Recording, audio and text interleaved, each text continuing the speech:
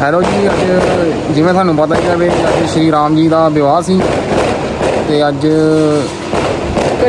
ਬਾਛੂਰਾ ਆਪਣੇ ਸ਼੍ਰੀ ਰਾਮ ਜੀ ਦੀ ਰਾਤ ਰੋਕਣੀ ਸੀ ਤੇ ਉਹ ਰੋਡ ਤੁਹਾਨੂੰ ਦਿਖਾਉਂਦੇ ਆ ਤੇ ਵੀਡੀਓ ਨਾਲ ਬਣੇ ਰਹੋ ਤੇ ਐਂਡ ਤੱਕ ਜ਼ਰੂਰ ਦੇਖਿਓ। ਚੱਲਦੇ ਆ ਜੀ, ਦਿਖਾਉਂਦੇ ਆ।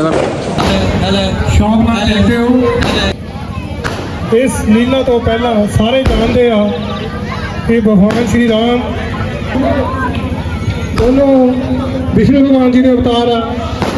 ਇਹ ਲੀਲਾ ਦਾ ਮੇਨ ਕਾਰਨ ਕੀ ਸੀ ਉਹ ਤੁਹਾਨੂੰ ਦੱਸਣ ਜਾ ਰਹੇ ਹਾਂ। ਇਸ ਲੀਲਾ ਤੋਂ ਪਹਿਲਾਂ ਸ਼੍ਰੀ ਰਾਮ ਜੀ 14 ਕਲਾ ਸੰਪੂਰਨ ਸਨ। 16 ਕਲਾ ਸੰਪੂਰਨ ਭਗਵਾਨ ਸ਼੍ਰੀ ਰਾਮ ਜੀ ਦਾ ਅਵਤਾਰ 16 ਕਲਾ ਸੰਪੂਰਨ ਹੋਇਆ। ਲੈਂਦੇ ਹੋਏ ਇਸ ਪ੍ਰਸੰਗ ਦਾ ਆਨੰਦ ਮਾਣੋ। ਸ਼ਾਂਤੀ ਬਹੁਤ ਜ਼ਰੂਰੀ ਆ। ਸਭ ਚੁੱਪਚਾਪ ਸ਼੍ਰੀ ਰਾਮ ਜੀ ਦਾ ਨਾਮ ਲੈਂਦੇ ਹੋਏ ਇਸ ਪ੍ਰਸੰਗ ਦਾ ਆਨੰਦ ਮਾਣੋ ਜੀ। ਦਿਨ ਵੀਰਵਾਰ 2 ਅਕਤੂਬਰ ਦੁਸ਼ਹਿਰਾ ਬੜੀ ਧੂਮਧਾਮ ਨਾਲ ਬਸੀ ਕਲਾ ਮਨਾਉਣ। ਅੱਗੇ ਘਰਾਂ ਕੰਮਾਂ ਕਾਰਾਂ ਤੋਂ ਵਿਹਲੇ ਹੋ ਕੇ 2 ਵਜੇ ਰਾਮਲੀਲਾ ਗਰਾਊਂਡ ਬਸੀ ਕਲਾ ਪਹੁੰਚਣ ਦੀ ਕਿਰਪਾਲਤਾ ਕਰਨੀ ਜੀ। ਸਾਰੇ ਅੱਗੇ ਰਾਮਲੀਲਾ ਕਮੇਟੀ ਵੱਲੋਂ ਹੱਥ ਜੋੜ ਕੇ ਬੇਨਤੀ ਆ। ਦਿਨ ਵੀਰਵਾਰ ਦੁਪਹਿਰੇ 2 ਵਜੇ ਦੁਸ਼ਹਿਰਾ ਗਰਾਊਂਡ ਪਹੁੰਚਣ ਦੀ ਕਿਰਪਾਲਤਾ ਕਰੋ ਜੀ। ਜੈ ਸ਼੍ਰੀ ਰਾਮ।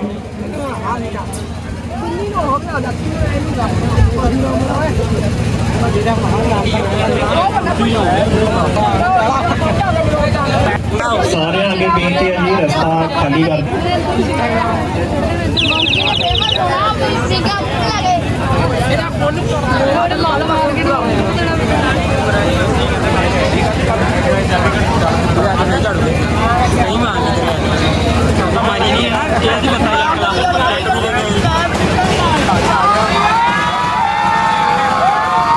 रास्ता जल्दी तो जल्दी खाली कर दो।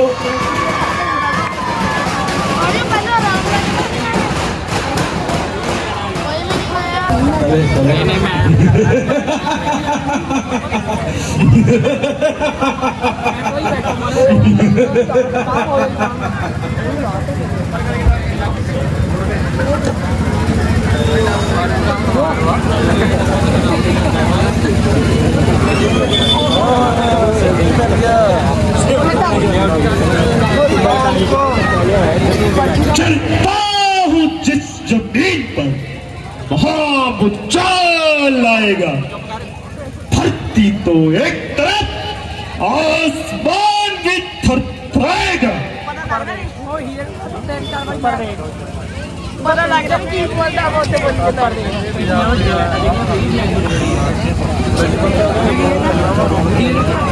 राम जी का जिहड़ा रास्ता है वो खाली कर दिओ।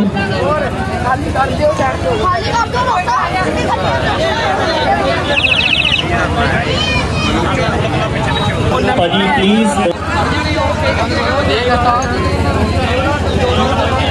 ना बोलिए।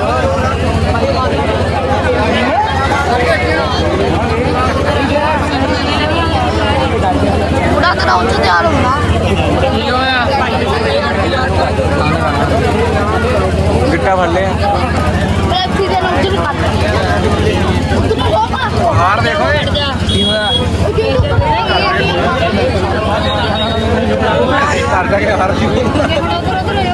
होना बस कर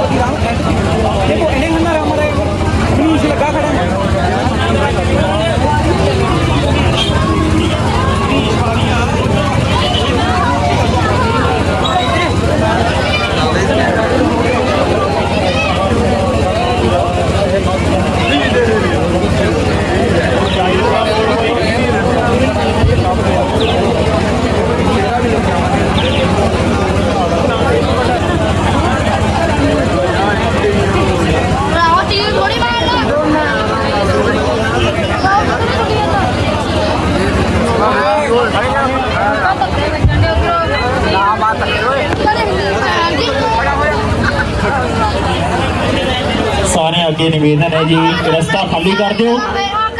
भगवान परशुराम थोड़े ही समय दे विच तुहाडे मोरे पधार रहे हैं।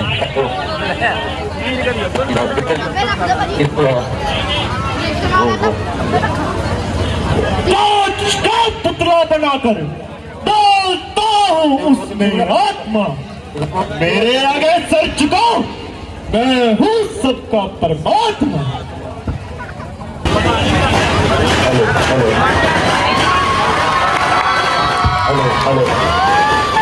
प्लीज रास्ता खाली कर दो जी, साइड पे हो लो।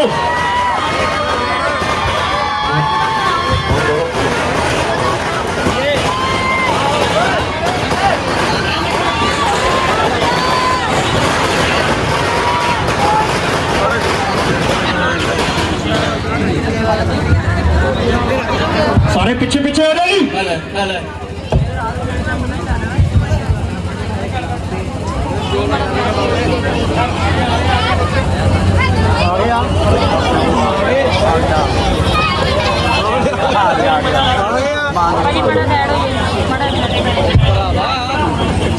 और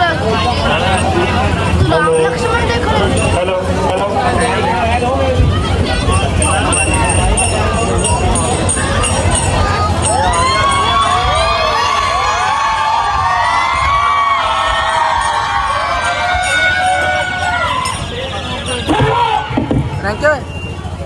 ये बारात किसकी है? किसने की से आई है? जय बारात दशरथ मतलब श्री राम की है और जनकपुरी से आई है।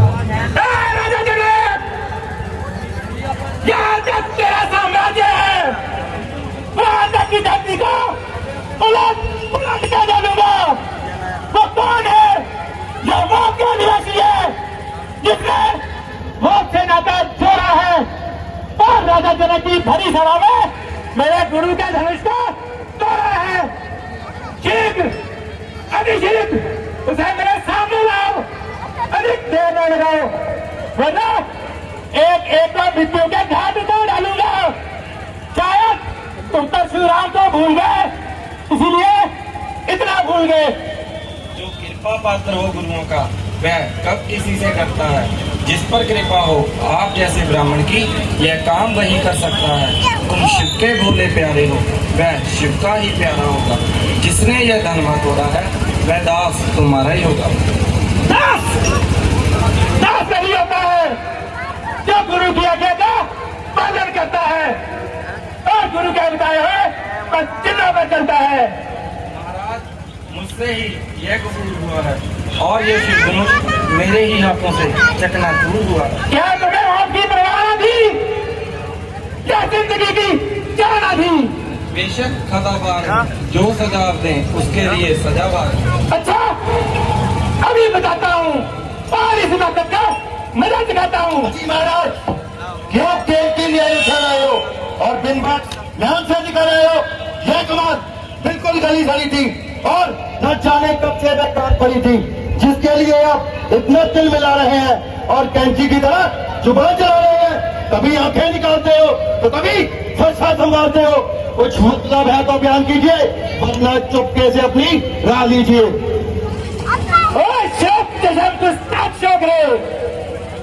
क्यों इतना चिड़चिड़ करता है? शायद तू मेरे कहर और जलक से नहीं डरता है। बड़े बड़े बहादुर मेरे नाम की दुहाई देते हैं और सामने से भागते हुए दिखाई देते हैं। भारत जान कर तरस खाता हूँ, इसीलिए शस्त्र नहीं उठाता हूँ। मगर बकरे की मां कब तक खैर रहेगी? आखिर तेरी जान मेरे हाथ से ही जाएगी। महाराज लक्ष्मण तो अभी बच्चा है, नादान है। यह बच्चा नहीं, जहर की पेड़ है। इसने समझ रखा मुझे कोई मामूली खेल है। क्यों निकल पड़े इस कदर म्यान से? मैं खूब वाकिफ हूँ तेरी झूठी शान से। ये कहते हैं कुछ मोह से जुस्तजू, तू कर जरा ऐसा मेरा रूबरू। तो लक्ष्मण भी कोई तमाशा नहीं, जो डाल लोगे मुंह में मैं बताशा नहीं। महाराज ये कहने से मेरे नरम हो गया और आपको नायक ही इस पे भ्रम हो गया। खूब इसका आराम करती है। ये दम्बक मुझे बातों ही बातों में चिढ़ा रहा है और मेरी नकल करके मुझे ही उड़ा रहा है। जग चले जाओ मेरी नजरों के सामने से, वरना कच्चे को चबा जाऊंगा। तुम इसका मेरी आंखों के सामने से दूर करो, वरना इसकी बुरी दुर्गंध बनाऊंगा। तुम अपनी आंखें ही बंद कर लो, मैं तुम्हें खुद ही नजर नहीं आऊंगा। तू मुझे मत दिखाई दे, बल्कि तेरी भलाई इसी में है, तेरी आवाज भी ना मुझे सुनाई दे। आवाज इसका इलाज तो बिल्कुल आसान है। आंखें बंद, कानों में उंगलियां ले लो, तुम्हारे लिए चारों तरफ सुनसान है। तू बड़ा शरीर है। खामोश, आदमी की तरह बात कर, वरना मेरे हाथ में भी तीर है। ओ भगवान, बेवक शैतान, अभी देखता हूं मैं तेरा तीर कमाल। महाराज इसकी बातों पे न जाइए और जरा गुस्से को जब्त फरमाइए। बस बस भाई साहब, अब सहने की अवधि खत्म हुई। लक्ष्मण के कान ऐसी बातें सुनने के आदि नहीं।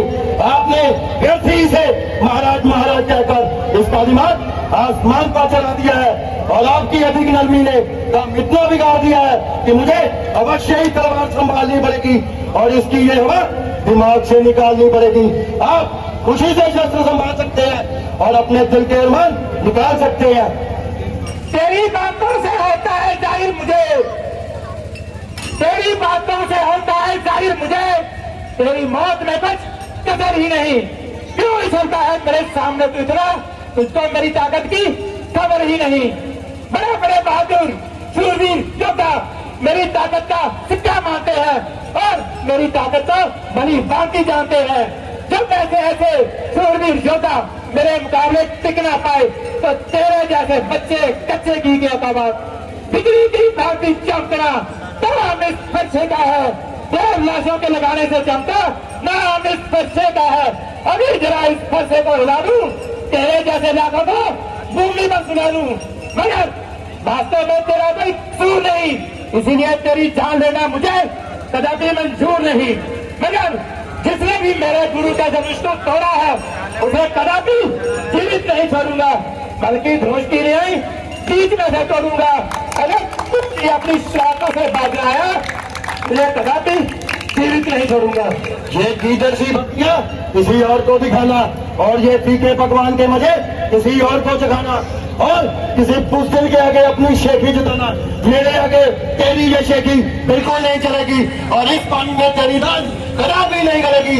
वास्तव में आज तक तेरा किसी से वास्ता नहीं पड़ा और वह कोई पूछते ही होगा जो तेरे सामने नहीं आ रहा, इसीलिए तेरा ये हौसला इस कदर बढ़ गया है, ये चीटी सा दिमाग आसमान पर चढ़ गया है। और इधर भैया राम की अधिक नरमी ने काम और भी बिगाड़ दिया है, फिजूल की तारीफ कर तुझे फाड़ दिया है।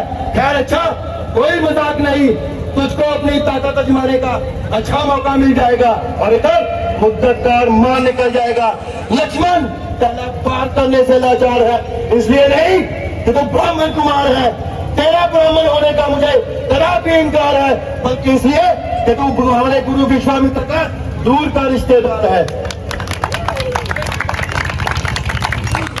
अरे चंपक, तू इतनी जुबान चलाने लगा, मेरी इज्जत मिट्टी में रहने लगा। ये तो वही बात हुई, रंज की जब गुफ्तगू होने लगी, रंज की जब गुफ्तगू होने लगी, आपसे तुमसे तू होने लगी। खबरदार होशियार, मरने के लिए तैयार हो जा, तेरी मौत मेरा कुछ भी कलाम नहीं। एक ही बार में तेरी हड्डियों का चूरमाना बना दिया तो मेरा नाम परशुराम नहीं। परशुराम, ये जो बादल है वह बादल नहीं जो शहरों में बरसते हैं, न कर इतना तक यहाँ हर रोज तूफानी है, तेरे से ज्यादा हो मुझे न बची किसी की कोई निशानी है। बालक, मेरे इस थोड़ी फंसे शोमत की नदियां बहाई है, कहते हैं लाखों सर और भूमि पर गिराए हैं। परशुराम, भैया राम के अधिक नरमी की खातिर अब तक मैं अपने हिसाब से हूँ, वरना तुझ जैसे को तो कच्चा चबाता हूँ, इतना बाकी तो मैं खुद अपने आप से हूँ। लक्ष्मण, सत्य मार रही है शौर्यदायी जहान में, क्या बजेगा परशुराम का धरती आसमान में। परशुराम, तू जानता नहीं मुझको, पहचानता नहीं मुझको, मैं लक्ष्मण हूँ, शेषनाग, काल की मैं ज्वाला हूँ, विष का महासागर हूँ, भूचाल का मैं वेग हूँ, प्रारंभ का मैं चक्र हूँ।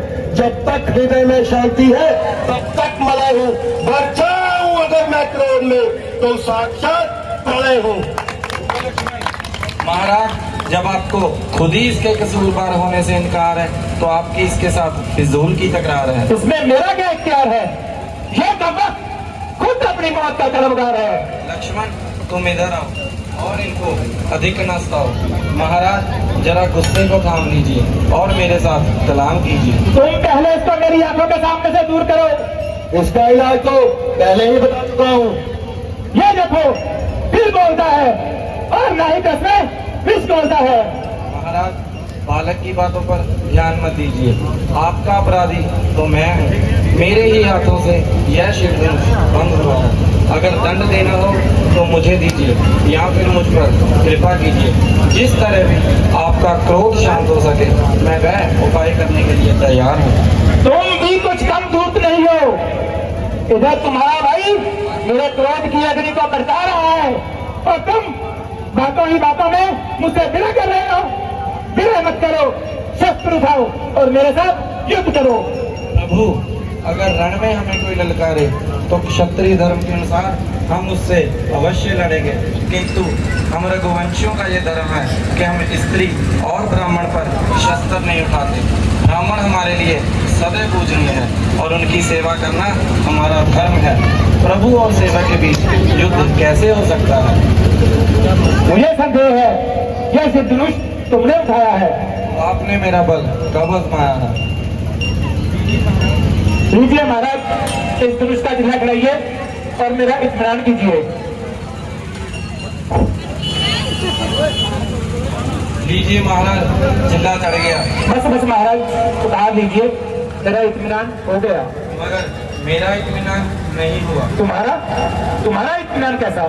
मेरा इत्मीनान ऐसा कि जब कोई बाण मेरी कमान पर चढ़ जाए तो जब बिना किसी की जान लिए वापस नहीं आता। ना ना महाराज, ऐसा ना करना, मैं व्यर्थ में मारा जाऊंगा। यह तीर तो आपको सहना ही पड़ेगा, मगर घबराइए नहीं, दूसरा कदापि नहीं चलाऊंगा। दूसरे की तो नौबत ही नहीं आएगी। क्या एक ही तीर से जान चली जाएगी? वाह महाराज वाह, वाह महाराज वाह। जान की तो आपने खूब कही, आधी जान तो मुझ में अब भी नहीं रही। बस मिश्र जी हो चुके, जरा फरसा तो उठाइए और अपनी वीरता के जौहर तो दिखलाइए। लक्ष्मण जी, मुझे प्रभु राम से क्षमा कराइए। तुम तो इतना उछलते थे। मूर्ख का शब्द मुझसे निकलते तो थे। मुझसे क्या कहते हो? मैं तो पहले ही तुम्हारी नजरों से दूर हूँ और किसी तरह की सिफारिश करने को मजबूर हूँ। मेरा मध्य में बोलना तो आपके नाहिक रस में विष घोलता है। अब भैया राम से आपकी बात है और मामला उनके पास है।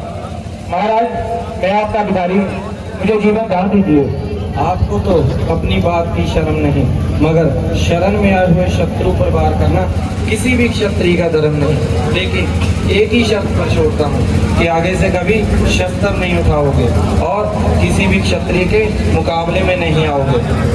महाराज, आपकी आज्ञा स्वीकार करता हूँ और इस बात का प्रण करता हूँ, आगे से कभी शस्त्र नहीं उठाऊंगा और किसी भी क्षत्रिय के मुकाबले नहीं आऊंगा और अतिशय विंध्याचल पर्वत पर जाकर प्रभु भक्ति में लीन हो जाऊंगा। जाइए कृपया निदान, जाइए। मुझे यह ज्ञात हो गया है, इस धरती पर राम अवतार हो गया है। गुरुदेव, आप तो जानते ही हो कि जब कोई बाण मेरी कमान पर चढ़ जाए तो ये बिना कोई लक्ष्य भेद किए वापस नहीं आता। पुत्र राम, इसे दक्षिण दिशा की ओर छोड़ दो।